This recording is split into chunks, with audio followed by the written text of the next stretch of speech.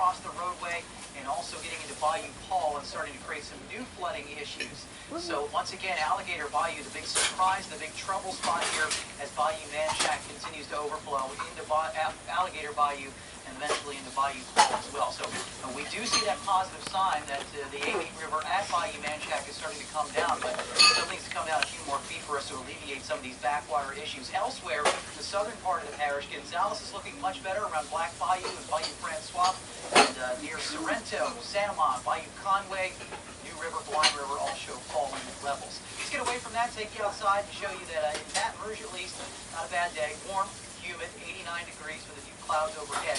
And as we get into the afternoon hours, we look for scattered showers and thunderstorms, quiet overnight tonight with a low temperature in the middle 70s. So that takes you out the next 24 hours, much more in the rivers, and a complete 7-day forecast straight ahead in a few minutes. Now the latest on how these waters are affecting traffic with Ashley Fruget. Thank you so much, Josh. Well, around 7:30 this morning, we saw water back on I-10, and we had a right lane that was closed right past Highland and before Prairieville, that same spot where we saw it close down the interstate completely. We saw that happen again. Well, DOTD did what they did on Airline Highway and put out this aqua dam. So Ellie McElroy tweeted this to me, and they put out this aqua dam, and it did its job again. So all lanes are back open. At the time that she sent me this, there was a little bit of congestion still ongoing because they had to close that right lane. At the time that they closed it, there was about 4 miles of delay, and then once they laid this out, the delays have really started to improve. So I don't see this being a problem. And again, that aqua dam was very successful, and we saw it successful on Airline Highway, and now it is back, all lanes are back open from the aqua dam that they used there. So very interesting apparatus that sucks up the water off the roadway. Careful, Icarus. Still have closures on Airline Highway from LA 30 to I-10. We're going to see Airline closed in both directions. Coming from Gramercy upwards and northwards, that northbound lane is going to be closed coming into Ascension Parish. And again, another ramp closure that's important right now is 641. It's Thursday now. Crosses, okay? Across to go to the it's Veterans Thursday. Bridge, but LA 22 is back open, so you can go ahead and go use the Sunshine Bridge. Let's go ahead and take a quick look at that roadway if we can.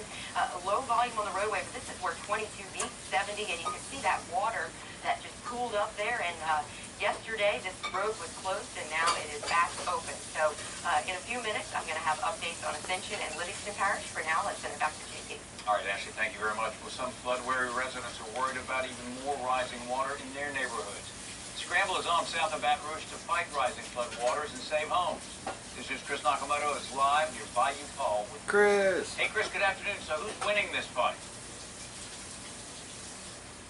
JP, right now, looks like the floodwaters are winning that fight, but I can tell you there is a feverish attempt to try to block the floodwaters from entering those homes that have not flooded out here in the St. Gabriel area. You can see behind me, these are neighbors helping neighbors. They are loading sandbags onto these front-end loaders, and then what they're doing is they're building these ring levees around the homes that have these floodwaters that are encroaching onto them.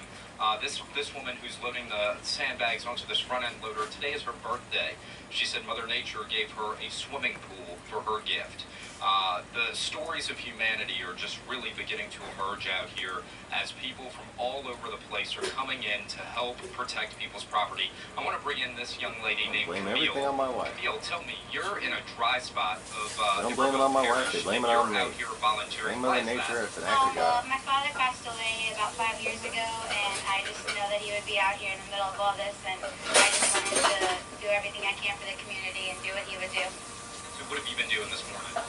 We've been tossing all of these sandbags into all of these bulldozers and tractors and putting them around all these houses and trying to do everything we can to save them. I think your father instilled some really wonderful values into you. What do you make of the floodwaters that you're seeing out here and just this massive operation that's going on? I've never seen anything like it before. I've lived out here my whole life, which I mean isn't very long, but I've never seen anything like it before. Thank you for joining us live. And you can see, JP, I mean, just the amount of people who are out here trying to help one another block the floodwaters from the homes that didn't flood is incredible. Right now, this pile was full when we arrived, and it looks like they're completely almost out of sandbags. So we're going to try to see if we can get in touch with the parish to try to get them to deliver another load. Some new information that I was just told by Parish President Mitch Uso. He told me this morning that inmates from Elaine Hunt are going to be driving up the Bayou Manchac Road and trying to sandbag the road where the water is still crossing over. Because as long as that water is crossing over the road, it's continuing to fill up Spanish Lake, which is swamping these homes back here. So that's new this morning. He told me he had a meeting with a number of emergency leaders, and what he's doing now is getting some of those inmates from Elaine Hunt to go over to that Bayou Manchac Road to begin blocking off that water that's crossing the road to prevent it spilling into Spanish Lake and to prevent it continuing to rise in this area. To give you an idea of just how fast it is rising, these folks back here tell me that yesterday these ditches, the water was just in the ditches, and this morning when we arrived, they were feverishly working to try to sandbag, build this ring levee around this home here, and we're told that they're going to put a sump pump in there to block some of that seepage that is coming in from underneath those sandbags. So clearly a developing situation here in the Bayou Paul area and in St. Gabriel as they continue to try to fight these fierce floodwaters. JP? All right, Chris Nakamoto, on top of that story, the scramble is on to save homes, and we'll have more from Chris coming up later in the broadcast. Now to Livingston Parish, where many residents in Denham Springs rode the storm out in their own homes. While most of them were worried about the rising waters, one man had other concerns. News Michael Vincento has more.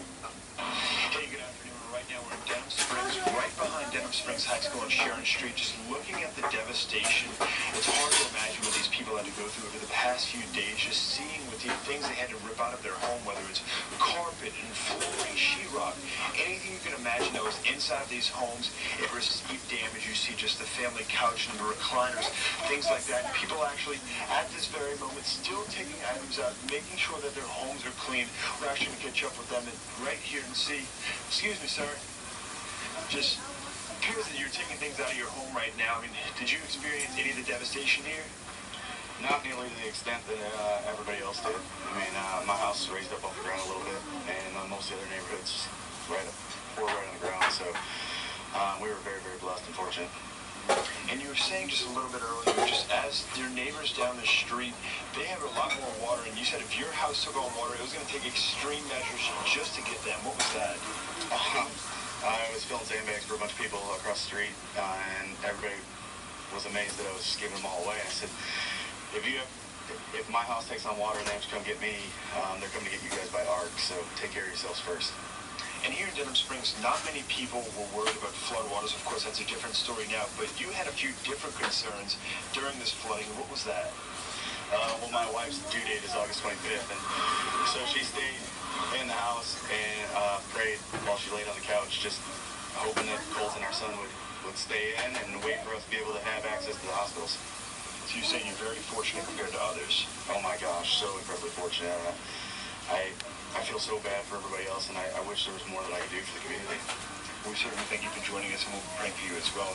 Different measures here that you're going to be encountering as well. Yes, thank you. Of course, just one of thousands of stories out of Denham Springs that you're hearing here today. Just more and more to come in the days to come, so stay tuned for that. But for now, we're in Denham Springs. Michael Vincento, WBRZ News 2.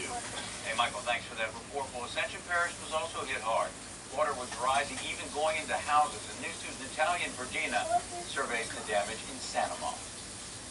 Santa Monica is one of the hardest hit areas in Ascension Parish. Right now I'm standing along Lamar Moran Road. You can see just how deep the water is all along this road. Homes are completely flooded, and the farther back you go, the deeper the water gets. Now, officials tell us here that they do not expect the water to rise anymore. Now they're focusing on recovery efforts and helping the community get back on its feet. One man we spoke to says he lived in Baton Rouge for 38 years and retired in Santa Monica 4 months ago. Despite the circumstances, he says he does not regret it and is determined to rebuild. The recovery process could take weeks or even months, but the community here tells us they are determined to recover together. Reporting from Santa Monica, Natalia Verdina, WBRZ News 2. Natalia, thanks for that report. Well, looking ahead, the governor talks about recovery efforts. Florida Governor John Bel Edwards met with the Unified Command Group to get the latest on South Louisiana flood conditions. He'll also meet with the U.S. Department of Homeland Security Secretary Jay Johnson at the Governor's Office of Homeland Security and Emergency Preparedness. The governor will also address the media later this afternoon. And we'll be live from the Office of Homeland Security at 1:30 this afternoon. We'll carry the governor's comments live.